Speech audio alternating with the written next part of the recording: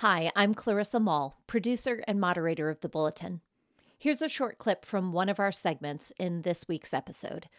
To hear the whole conversation, visit the link in our show notes or search for The Bulletin on your favorite podcast platform.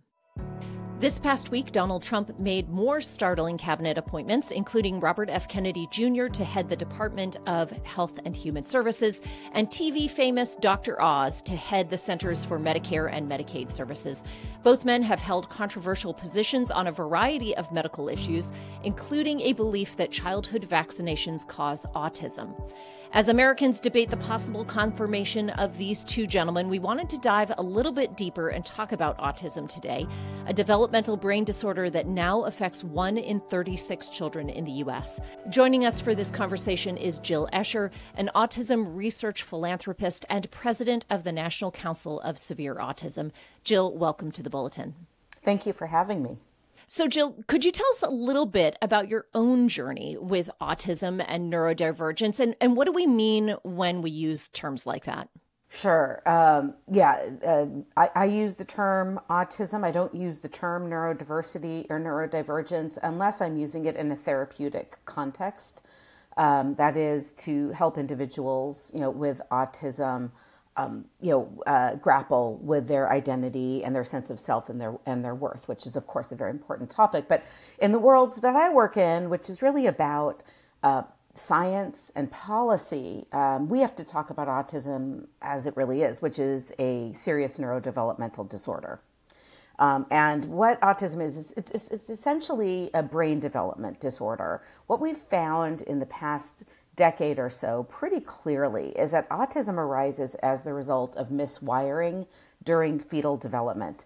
That could be driven by genes, or it could be driven by other unknown factors that have yet to be discovered. So what happens as a consequence of having this abnormal brain development where the brain isn't wiring up as it really should be is the individuals often struggle with socialization, with communication.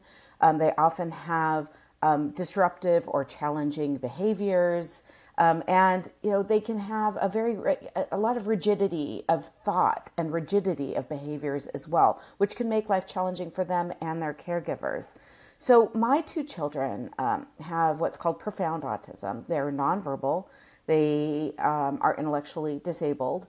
And they can't read, they can't write, they can't talk, they can't really engage in any of the activities of daily living that would be expected of somebody their age. So as I was researching this topic, I noticed a number of graphs that seem to show that autism is being diagnosed more and more frequently as the years go by. Why are so many more children being diagnosed now than, say, even like 10, 15 years ago? Well, it's really overwhelmingly clear from the data from multiple sources that more and more children are being diagnosed now than in the, let's say, 60s, 70s, 80s, or 90s, because the prevalence of autism has actually increased.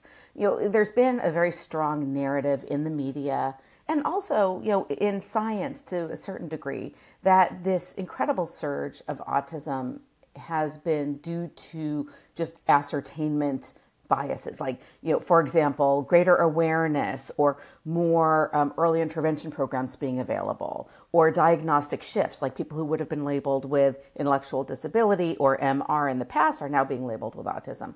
But really, the data does not support that at all. What the data reflects is that even comparing apples to apples, we see dramatic increases over the past 30 years.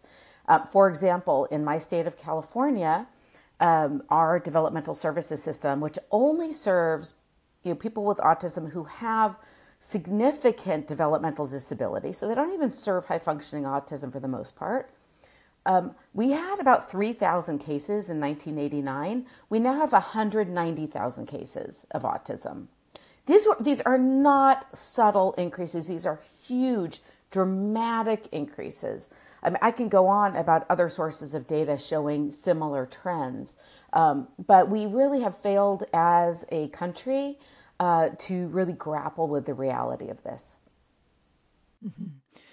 Mike, I feel like, you're sitting there quietly and listeners can't see it, but I could see you nodding, and we're thinking so deeply about these things that Jill has said. There's so much learning on our part to do. And I know that you have thought deeply about how, these things intersect with what's going on politically. Back in 2015 at the Republican debate, Donald Trump shared a story of one of his employees who he said had this beautiful child who went in for a vaccine, came back, had a fever, got very sick, and was now autistic. And we know that Donald Trump met with Andrew Wakefield, whose article in The Lancet had falsified data linking autism and vaccines. And we have all this sort of political backstory. And now we're sitting in this moment where Donald Trump has selected Robert F. Kennedy Jr., a very vocal anti-vax activist, someone who is suspicious of autism, to a major position of power in American health. Jill has alluded to the Biden administration's failures in this response.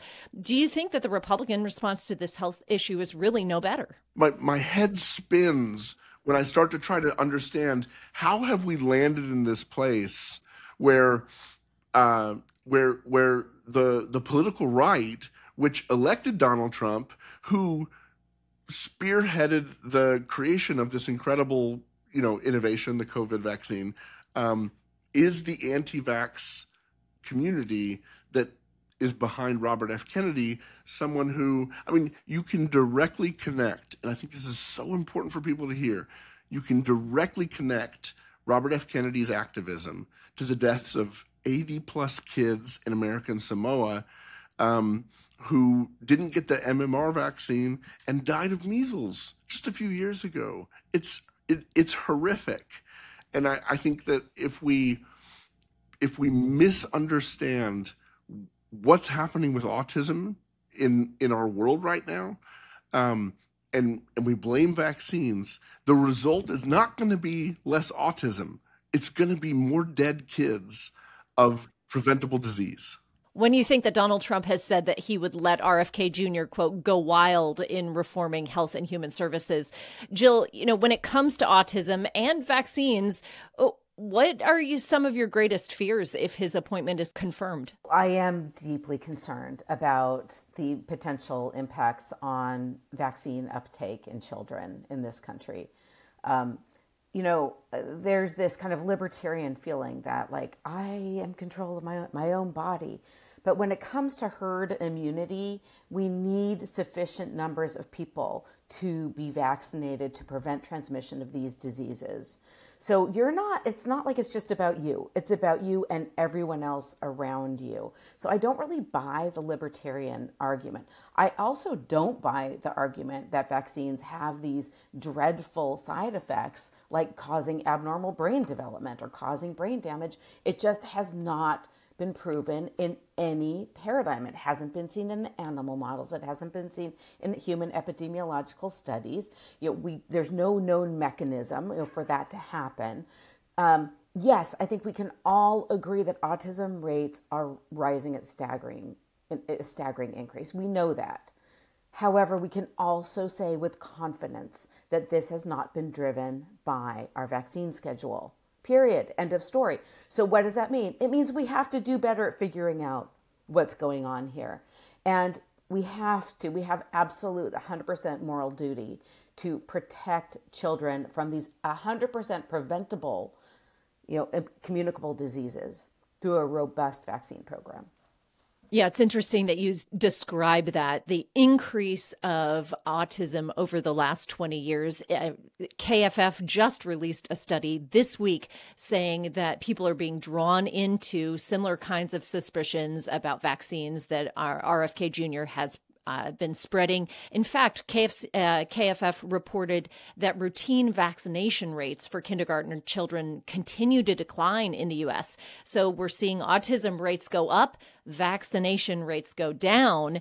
The trend that began during the pandemic really appears to be related to vaccine hesitancy, this vaccine misinformation, and now less than 93% of kindergartners actually enter school with the appropriate vaccinations, when we know that community disease transmission threshold, like you mentioned, Jill, was at 95%. And I look at this data, I think of those graphs of autism going up and vaccinations going down, and I think, wow, our problem is actually a lot bigger than how to address autism and how to debunk myths about vaccinations. We have a massive institutional distrust that we need to reckon with here. Like, it's literally putting our health at risk, right, Jill? Oh, yes, absolutely. And I just feel like people aren't listening to the authorities who really know their stuff, and instead maybe watch a TikTok video or, see a tweet or something and get their information through ways that are highly questionable.